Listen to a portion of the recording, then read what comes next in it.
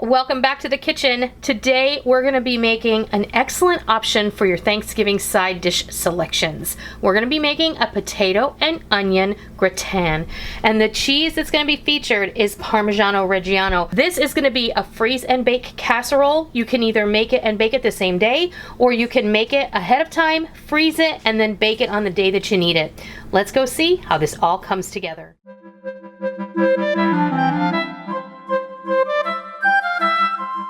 Okay, we're gonna get started on our freeze and bake potato and onion gratin, and this is really like an au gratin potato casserole. In order to make it freeze and bake so you can make it ahead of your Thanksgiving or Christmas feast, we have to start with potatoes that are either partially cooked, blanched, or frozen, and that's the shortcut we're taking from the grocery store today. We're gonna start this with two 32-ounce bags of diced frozen potatoes. These are not seasoned, they are not flavored, they do not have any additions such as onions or peppers. And then of course we have to have onions, so we have a large onion. You can use whatever type of onion you want. I have used a sweet onion cut in half, then quartered and sliced thinly. I have a cup and a half of freshly grated Parmigiano Reggiano cheese, and that's the cheese that we're going to be using is Parmesan. We're going to be using it in the casserole itself, in the sauce, as well as in the topping. We're going to build a roux, so we need some flour and some butter, and then we're going to need some chicken stock, some heavy cream, and then 4 cloves of garlic minced, and then I have a teaspoon of salt, a half a teaspoon of cracked black pepper, a teaspoon of dried parsley, and a half a teaspoon of dried thyme. And then when we get to the topping part, I'll bring over the ingredients and I'll share those with you. And then we're going to talk a little bit about Parmigiano Reggiano. All right, all you want to do is melt your butter and toss in your onions and your garlic, and you want to get these sauteing.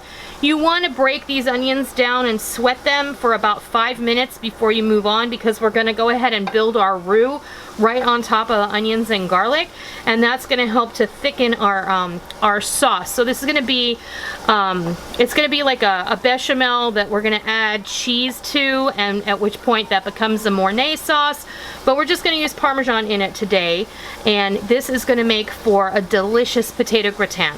So I'm going to go ahead and let these onions sweat down for about 5 minutes, and then I'll be back and we'll move right along. Alright, our onions have sweat down, and if you get some that are a little caramelized like that, don't worry about it, it's all good. It's flavor. It's flavor. I'm going to go ahead and stick my spices in right now. Next up, we're going to toss in our flour. Now that was equal parts flour and butter. And now we're going to cook our roux. You don't want any dry patches of flour in there. You want everything to be absorbed, and stir around until you start to smell a nuttiness in the aroma, and that's when you know that your flour is going to be nice and ready to receive the liquid. I have my stock and my heavy cream here, so I'm going to actually marry them in a container that's large enough to do that. This is going to help me when I get ready to make the sauce. After a few minutes, you should be good to go. We're going to add about half of our liquid, and then just go ahead in here and stir. You want to make sure that this portion thickens before you add the rest of the liquid, because you don't want a lumpy sauce. And you can see it's already starting to tighten up because that flour is absorbing that milk. We'll go ahead and add the rest. Just keep stirring until it thickens really nicely. Now this sauce isn't going to be like gravy, it's going to be a little bit on the thin side, because you're going to be putting this into a casserole that's going to include starchy potatoes. So that being said, we're also going to be adding cheese, and that's going to continue to thicken the sauce just a bit. But you want this to be able to coat all the potatoes and cook up in there. So in with our cheese, get all of it in there. Just give it a good stir and make sure all that cheese is absorbed in. It's going to melt in there. It's going to be beautiful. Now you're going to want to bring this to a bubble, and then you'll make sure that your flour is cooked all the way through. This is going to be wonderful. Okay, our sauce is ready, complete. Now we're going to go ahead and add our potatoes in. I'm going to turn the heat off. We're just going to go ahead and stir this goodness all together, and then we're going to pour it into a casserole dish. Now, I am not making this ahead. I'm making this for my supper tonight, but I will have full instructions on how to make ahead and freeze. I'm gonna go ahead and get this in a casserole dish, and we're gonna move forward with making the topping. Okay, I got everything in the casserole dish over here, and we're gonna make our topping. I have 2 cups of panko breadcrumb, 1/4 cup or half a stick of butter melted, 1/2 cup of Parmesan cheese, grated, and a teaspoon of parsley, 1/2 teaspoon of thyme, 1/2 teaspoon of salt, and 1/2 teaspoon of cracked black pepper. And that's as easy as this gets. This is going to give us a really nice crispy topping, and what we want to do is we want to come in here and mix everything up, make sure it's evenly dispersed, and then we're going to add our melted butter and give it a good toss so that everything gets coated with that butter, and it's going to help to make it brown and crunchy, and it's going to make this casserole just go over the top. So just go ahead and top off your casserole. That's just like the perfect amount of topping for our casserole. Now we're going to pop this in a 350-degree oven for 30 to 45 minutes. This is how long you're going to bake it if you just made it. If you want to freeze this, like I said, put it in a foil pan, put a piece of parchment, put some heavy-duty foil. I like to put that size pan in a 2-gallon Ziploc, pop it in the freezer till it's frozen solid. You can do it with or without the breadcrumb topping. It doesn't matter. You don't have to save this for later in this particular casserole. It's going to come out great. When you get ready to bake it, you're just going to take it out in the morning, let it sit on the counter for a few hours. Then you're going to bake it in a 400-degree oven for about an hour, uncovered. And if you see that your topping is getting a little bit too brown, you can always just loosely place a piece of aluminum foil on there that's going to disperse the heat, and it's going to prevent it from over browning. So I'm going to pop this in my oven right now at 350. I'm going to bake it for 30 to 45 minutes until it's brown and bubbly and the topping is crispy, and I'll bring you back when it's time to serve. All right, while this is baking in the oven, I thought I would just take a moment to talk about Parmigiano Reggiano. As I mentioned earlier in the video, this cheese was provided to us by the makers of Parmigiano Reggiano themselves. They have asked me to do a video and a blog post incorporating their cheese, and I did this last year, and I'm so honored to be able to do this again with them. I just wanted to point out a couple of really important facts. When you're buying Parmigiano Reggiano, you should only buy authentic cheese.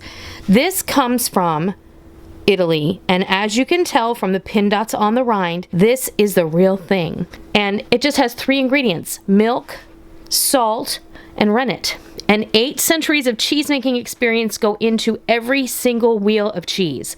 From the local grasses and forage fed to the cows, to the milk they produce, and then the cheese that is produced by nearly 400 cheesemakers, Parmigiano Reggiano is a true reflection of its place of origin and the art of generations of cheese artisans. Parmigiano Reggiano is produced exclusively in the provinces of Parmo, Reggio, and Emilia, Modena, and parts of the provinces of Mantua and Bologna, on the plains, hills, and mountains enclosed between the rivers Po and Reno. For rich flavor, be sure that you never buy pre-grated Parmesan.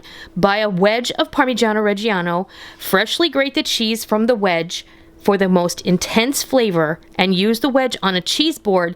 Eat it raw, shave it into a salad, use the rind to flavor delicious homemade broth. Remember, you guys, never throw that rind away. It's perfectly delicious, and tossed into simmering marinara sauce or soups. It is positively wonderful, and it imparts that rich, salty flavor that only this cheese can. There are a multitude of uses and recipes for a wedge of Parmigiano Reggiano, and you can find more information on the website parmesan.com.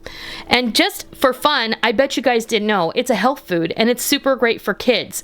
Because of the long-lasting aging process, Parmigiano Reggiano is naturally lactose-free, so people who have a hard time digesting milk will easily be able to enjoy Parmigiano Reggiano. It's easily digestible and the perfect source of protein and calcium. You can also find more information on their website about that. We're gonna wait, and as soon as our delicious potato and onion gratin is ready to come out of the oven, I'm gonna bring you back and I'm gonna show you what it looks like.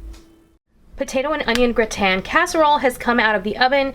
This was actually in the oven for over an hour.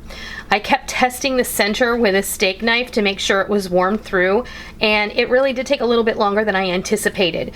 Now, at about a half an hour in after I checked it, the top was beautifully browned, as you see here. So what I did was I just took a piece of aluminum foil and I put it on the top.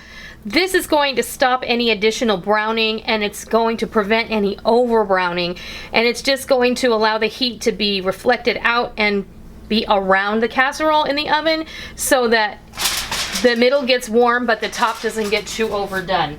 So this is gorgeous. I'm gonna dig into this corner here just so you can see it, because we're gonna go ahead and fix you a little dish of this so you can see what it looks like. Look at that goodness right there. There's some crispy brown cheesiness and creamy sauciness, and I can't wait to taste it. So we're gonna go ahead and fix a serving plate of this, and we'll be right back. There you have it. There is our potato and onion gratin, made super simple by using pre-frozen potatoes and full of Parmigiano Reggiano cheese. I can't wait to dig into this. This just smells incredible. The sauce tasted amazing, and I'm sure that it is just full of crispy, creamy, cheesy goodness. Are you ready? If I have to. Yeah, I'm gonna give you this like primo piece right here, because I'm pretty sure it's like amazing. Is that good? Amazing. Oh, That is so good. that's delicious. Using the frozen potatoes may seem a little bit odd, but it really does help you make it in advance so that nothing is going to be a problem. You can't freeze raw potatoes, and you can check them or slice them and flash blanch them, but it's still not going to be the same. The frozen potatoes are already prepared in a way for you that they're ready to go. And if you want to put them back in the freezer, they're going to work for you just fine. And your sauce isn't going to split, and everything is going to be delicious. I want to thank the folks at Parmesan.com and Parmigiano Reggiano for supplying us with Parmesan cheese for this dish. And I will leave a link down below where you can go to their website and find more information and recipes using Parmigiano Reggiano cheese. I hope that you liked this video today, and if you did, please consider giving me a thumbs up. And if you're new to my kitchen, welcome. It's always a pleasure to have new people join me. Please consider hitting that subscribe button. And as always, if you're a tried and true member of the Noreen's Kitchen family, be sure and hit the bell notification button and set your YouTube homepage to your subscription feed so that you don't miss out on all the real food for real people, real easy recipes that we present all the time right here on our YouTube channel and straight from our kitchen. So I hope that you go buy yourself a big old hunk of Parmigiano Reggiano, make yourself this potato and onion gratin, and eat it until your belt pops, because it's really delicious. I hope you give it a try, and I hope you love it. And until next time, I'll see ya.